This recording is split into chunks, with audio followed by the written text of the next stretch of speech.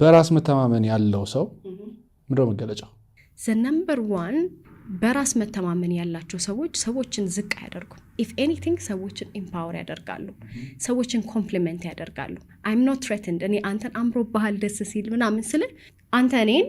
የሆነ ኔጌቲቭ ነገር ትለኛለህ ምናምን የሚል ኤክስፔክቴሽን የለኝም I'm already full እኔ ጋር ስለሞላ አንተን ኮምፕሊመንት ለማድረግ አልሳስትም የሚያልቅ ነገር ስላልሆነ ማለት ነው ሶ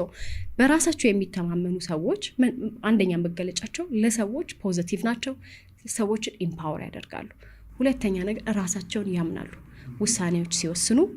of course ሰዎችን ታማክራለ የሰዎችን ኤክስፒሪየንስ ትጠይቃለ ነገር ግን at the end of the day መጨረሻ ላይ አንተ እጅ ላይ ነው ያለው ስለዚህ ውሳኔዎችን ለመወሰን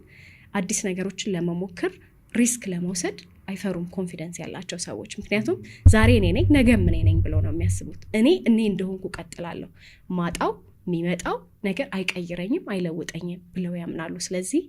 ውሳኔዎቻቸው በእጃቸው ነው ብዬ አስባለሁ በራሳቸው የሚተማመኑ ሰዎች